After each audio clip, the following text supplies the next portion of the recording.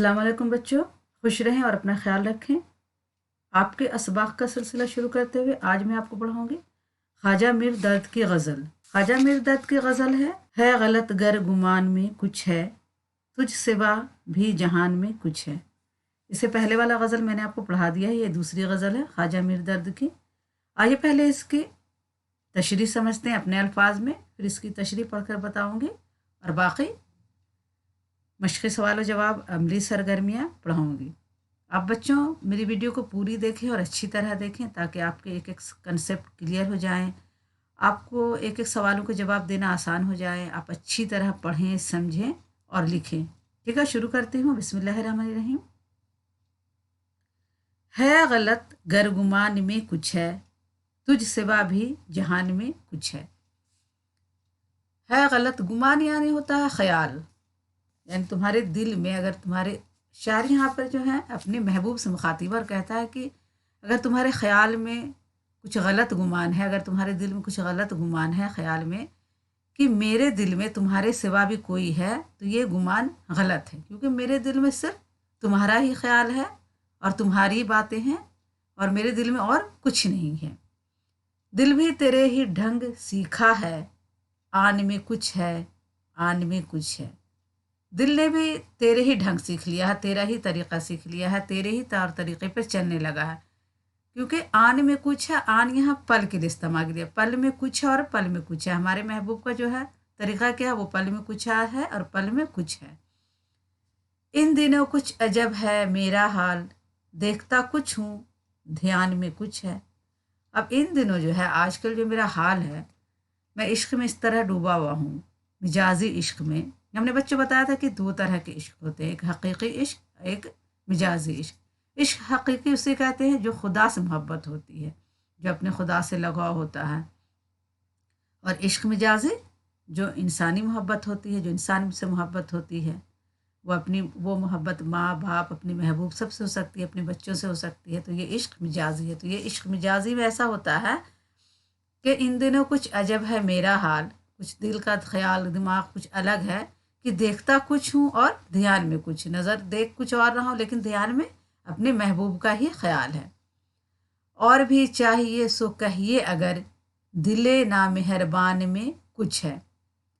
اور بھی چاہیے سو کہیے اگر تمہارے دل میں کوئی بات اور بھی ہے تو تم کہہ دو، کیونکہ میرے دل میں کوئی بات نہیں ہے، تم کو جو کہنا ہے کہہ دو، اور تمہارے دل میں اگر اور بھی کچھ بات ہے، اپنے غصہ ہے، غم ہے، نکال دو، مجھے جو کہنا کہہ دو، کیونکہ میرے دل میں تمہارے سوا کچھ بھی نہیں ہے۔ درد تو جو کرے ہے جی کا زیاں، فائدہ اس زیان میں کچھ ہے۔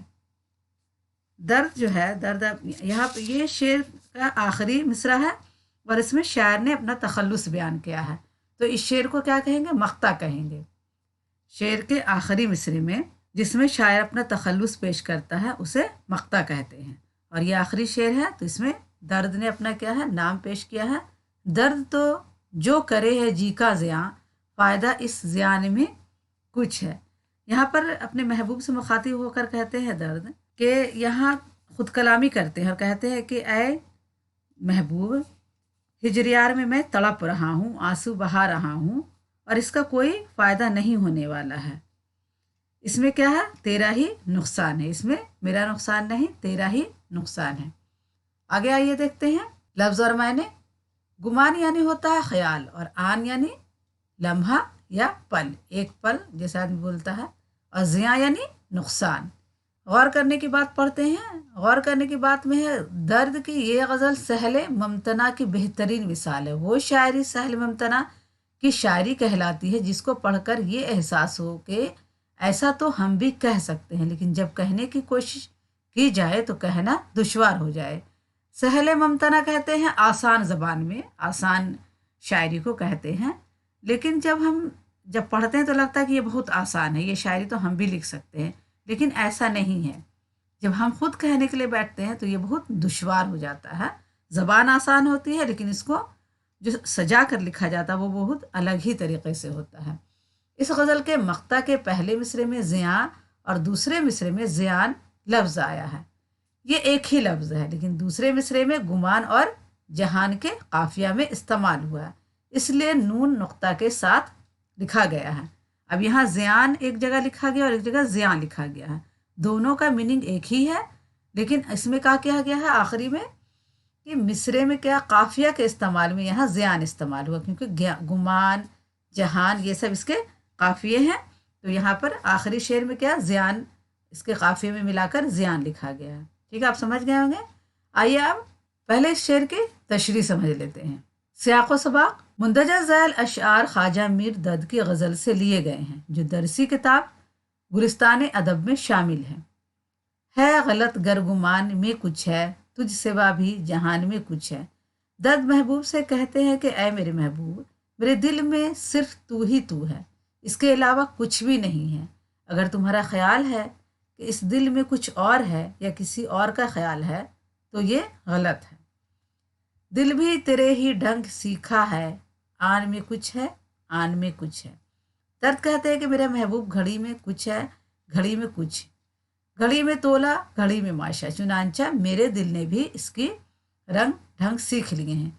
ये भी पल पल में मेरी महबूब की तरह रंग बदलता है। हैरत के यहाँ भी इसका इसी तरह का शेर मिलता है। हैरत जो है एक शायर, उनका शेर इस तरह का है कि हैरत गुरूर हुस्न से शोखी से इस्तराब, दिल ने भी तेरे सीख लिए हैं चलन तमाम। आइए आगे देखते हैं। इन दिनों कुछ अजब है मेरा हाल, देखता कुछ हूँ ध्यान में कुछ है। ये इश्क मिजाजी का शेर है। इश्क में इंसान पर एक अजीब कैफियत तारी हो जाती है। तसव्वुर यार हर वक्त ज़हनो दिल में हावी रहता। तसव्वुर यार यानी यार का ख्याल, अपने महबूब का ख्याल हर वक्त ज़हन व दिल में हावी रहता है। इसी कैफियत का जिक्र करते हुए कहते हैं कि देखता कुछ हूँ और ध्यान में कुछ है, और भी चाहिए सो कहिए अगर, दिले ना मेहरबानी में कुछ है। ऐ मेरे महबूब, तुमने मुझे बुरा भला कहकर अपने दिल की भड़ास निकाली, अब भी दिल में कुछ और है, कहने की ख्वाहिश हो तो वो भी कह डालो। दर्द तो जो करे है जी का ज़िया, फ़ायदा इस ज़ियान में कुछ है। यहाँ दर्द खुद कलामी करते हुए कहते हैं कि ऐ दर्द, तू जो हिजर यार में तड़प रहा है, आंसू बहा रहा है, इसका कोई फ़ायदा होने वाला नहीं। इस पुरसरार तेरा ही नुकसान है। इस पर क्या है? सरासर, इस पर सरासर तेरा ही नुकसान है। मुश्किल सवाल का जवाब देखते हैं। सवाल नंबर 1 है, मतला में शायर किससे मुखातिब है? तो जवाब लिखेंगे मतला में शायर अपने महबूब से मुखातिब है। सवाल 2 है, दूसरे शेर में आन से क्या मुराद है? तो जवाब लिखेंगे शेर में शायर ने आन का लफ्ज़ पल भर के लिए इस्तेमाल किया है। दूसरे शेर में शायर ने आन का लफ्ज़ क्या है? पल भर के लिए इस्तेमाल किया है। सवाल 3 है, मतला में फ़ायदा और नुकसान के अल्फाज के इस्तेमाल में किस सिफत का लिहाज रखा गया है? मतलब में फ़ायदा और नुकसान के अल्फाज का जो इस्तेमाल किया गया है तो वो किस सिफत का लिहाज रखा गया है?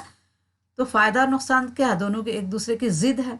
तो इस शेर में सिफत तजाद का इस्तेमाल किया गया। मैंने आपको पहले भी बताया है, यहाँ पर दो अल्फाज हों, एक दूसरे के ज़िद हो, तो वहाँ पर क्या होता है? सिफत तजाद होता है। यानी यहाँ पर इस शेर में सिफत तजाद का इस्तेमाल किया, जहाँ पर अपोजिट वर्ड का इस्तेमाल किया जाता है। फ़ायदा ज़ियान की ज़िद है, वैसे सूदो ज़िया बोला जाता है। अमली सरगर्मियाँ में देखते हैं। सवाल 1 है कि सहल ममतना किसे कहते हैं? जवाब लिखेंगे शेर की वो आसान तरतीब जिसकी नसर करना मुश्किल हो या जिसमें नज़म व नसर में कोई ख़ास फ़र्क ना हो, सहल ममतना कहलाता है। ऐसा शेर या ऐसा नज़म जिसमें नज़म व नसर में कोई ख़ास फ़र्क ना हो, बिल्कुल नसर की शक्ल में लिखा गया है, आसान ज़बान में लिखा गया, तो उसे क्या कहते हैं? सहल ममतना कहते हैं। अब इसकी एक मिसाल देख लेते हैं। नाजुकी इसके लब की क्या कहिए, पंखड़ी एक गुलाब की सी है। सवाल देखते हैं दिगर सवालात में कि ख्वाजा मीर दर्द की शायरी का जायज़ा लीजिए। तो जवाब लिखेंगे दर्द दिल के वास्ते पैदा किया इंसान को, वरन ताअत के लिए कुछ न कम न थे करो बयां।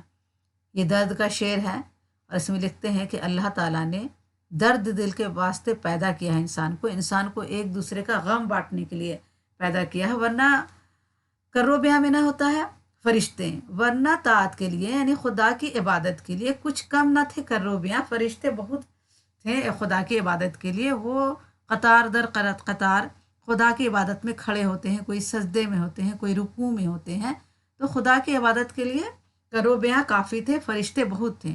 لیکن اللہ تعالیٰ نے انسان کو کس لیے پیدا کیا؟ انسان کو ایک دوسرے کا دکھ درد بانٹنے کے لیے پیدا کیا، درد دل کے واسطے انسان کو ایک دوسرے کا دکھ درد بانٹنے کے لیے پیدا کیا، نہیں تو خدا کی عبادت کے لیے تو کرو بیاں بہت تھے۔ درد کے کلام میں تصوف کا رنگ نمایاں ہے۔ تصوف کا رنگ ہم نے بتایا تھا جو کہ دنیاوی انسان کا دل ایسا ہو جو دنیاوی خواہش سے الگ ہو، جو صرف خدا کی عبادت کرتا ہو، اس کا دل بالکل نیک ہو، پاک ہو، صاف ہو اور خدا کی عبادت میں لگا ہو، انسان کی دکھ درد بانٹتا ہو انسان کا، تو یہ کیا ہے؟ تصوف کے رنگ ہے یہ سب۔ وہ اردو شاعری میں تصوف کے باریک نکات اور نازک سے نازک خیال کو نہایت خوبی سے ادا کرتے ہیں۔ وہ جو ہے اردو کی شاعری میں باریک نکات کہتے ہیں باریکیاں کو، وہ بلیغ کلام جو ہر ایک کی سمجھ میں نہ آئے، ان کے شاعری میں اتنی باریکیاں ہیں کہ ہر آدمی نہیں سمجھ سکتا ہے، اور نازک سے نازک خیال کو نہایت خوبی سے ادا کرتے ہیں۔ اس کی وجہ یہی ہے کہ درد کے یہاں تصوف رواج یا فیشن کے طور پر نہ تھا، بلکہ خود ان کی زندگی تصوف سے عبارت تھی۔ درد کے یہاں تصوف قول سے زیادہ عمل نظر آتا، وہ بولنے سے زیادہ کیا کرتے تھے؟ عمل کرتے تھے تصوف پر۔ وہ خود ایک بہت ہی نیک پرہیزگار انسان تھے۔ بقول سید عبداللہ، ان کی شاعری کا لب و لہجہ صوفیانہ ہے، ان کے سوچنے اور کہنے کا ڈھنگ دوسرے غیر صوفی شعراء سے ممتاز ہے۔ ان کے لیے تصوف ایک نظریہ نہیں، تجزیہ زندگی ہے، محض عقیدہ نہیں، عمل بھی ہے۔ درد اپنی زندگی، اپنے کردار، اپنے عمل سے صوفی تھے۔ تصوف میں صبر، توکل اور استقامت کو بنیادی حیثیت حاصل ہے۔ صبر اور توکل یعنی خدا پر قناعت، خدا پر یقین اور استقامت کو بنیادی حیثیت حاصل ہوتی ہے، اور یہ چیزیں درد کی زندگی میں بدرجہ اتم موجود تھیں، یعنی ان کے زندگی میں سب سے اعلیٰ درجے پر تھیں۔ اور یہی وجہ ہے کہ جب دلی اجڑی اور دوسرے شعراء ادھر ادھر بکھرنے لگے، اس وقت بھی درد نے اپنے چوکھٹ نہیں چھوڑی۔ اس سے ان کی بلند حوصلگی اور جگرداری کا پتہ چلتا ہے۔ مثلاً شاہ و گدا سے اپنے تئیں کام کچھ نہیں، نے تاج کی ہوس نہ ارادہ غرور کا۔ درد بھی دوسرے شعراء کی طرح حالات زمانے سے متاثر ہوتے ہیں۔ پرآشوب حالات پر ان کی آنکھیں پرنم ہو جاتی ہیں، لیکن اس کے باوجود ان کے بیان میں تلخی نہیں آنے پاتی، اور وہ دل کی بھڑاس اس طرح نکال لیتے ہیں۔ کیا فائدہ درد شور و شر سے، اچھے ہیں جو کچھ سومار جی میں۔ سید عبداللہ کے نزدیک درد کی شاعری اپنی ایک اور علامت کی وجہ سے بھی صوفی کی شاعری معلوم ہوتی ہے، اور وہ ہے ان کے اشعار کا سوالیہ انداز۔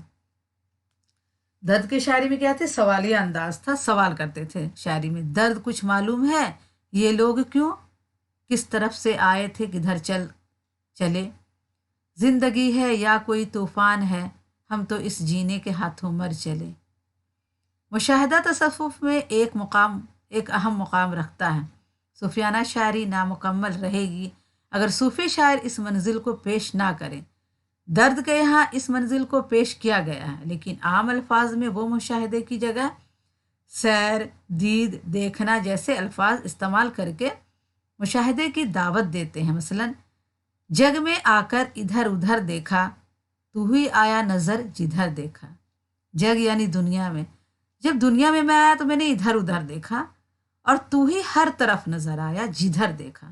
یعنی یہاں پر خدا کو کہہ رہے ہیں کہ یا خدا، میں نے دنیا میں آ کر تو جدھر بھی نظر دوڑائے بس تو ہی نظر آیا۔ درد کے کلام کو ناقدین نے 3 حصوں میں تقسیم کیا ہے۔ درد کے یہاں ایک حصہ تو ان کے اشعار کا ہے جو خالص تصوف کے رنگ کے ہیں۔ مثلاً وحدت نے ہر طرف تیرے جلوے دکھا دیے، پردے تعینات کے جو تھے اٹھا دیے۔ درد کے کلام میں ایسے اشعار کی بھی کمی نہیں جو خالص مجازی رنگ کے ہیں۔ مثلاً ہم کہتے نہ تھے درد میاں چھوڑو یہ باتیں، پائی نہ سزا اور وفا کیجیے اس سے۔ درد کے کلام میں ایسے اشعار بھی بڑی تعداد میں موجود ہیں جن کا موضوع مقرر نہیں کیا جا سکتا۔ मेरा जी है जब तक तेरी जुस्तजू है, ज़िया जब तलक है यही गुफ्तगू है। और बकौल सैयद एहतशाम हुसैन, दर्द का ज़्यादातर कलाम गज़ल की शक्ल में मिलता है, जिसमें तसव्वुफ़ के अमीक़ उसूल साफ़ सुथरी और आसान ज़बान में पेश किए गए हैं। इनका तखल्लुस दर्द है, तो इनकी शायरी में वैसे ही पुरदर्द और पुरअसर जज्बात भी मिलते हैं। इनकी ज़बान लोचदार, मुलायम और रवां है। इस वक्त के सभी शोरा और मुसन्निफ़ीन ने दर्द को आला दर्जे का शायर माना है। दर्द को क्या है, आजकल के जो शोरा हैं और मुसन्निफ़ जो हैं, उन्होंने दर्द को आला दर्जे का शायर माना है। ये तो बहुत पुराने ज़माने के शायर हैं, लेकिन इनकी शायरी अभी भी पढ़ी जाती है और बहुत दिल से, बहुत तजस्सुस से पढ़ी जाती है, क्योंकि इनकी शायरी बहुत खूबसूरत है और तसव्वुफ़ में डूबी भी है। जिनको इस तरह की शायरी पसंद है वो लोग खूब पढ़ते हैं और बहुत पसंद करते हैं। आज के लिए इतना ही काफ़ी है बच्चों, फिर अगली वीडियो में लूँगी। अगला सबक है आपका मीर तक़ी मीर। मीर तक़ी मीर की गज़ल पढ़ाऊँगी। बच्चों, आपने अगर अभी तक हमारे चैनल को सब्सक्राइब नहीं किया तो एक सब्सक्राइब ज़रूर करें और लाइक करें। अपने दोस्तों को ये वीडियो ज़रूर शेयर करें ताकि आपके दोस्त भी इससे फ़ायदा हासिल कर सकें। अल्लाह हाफिज़।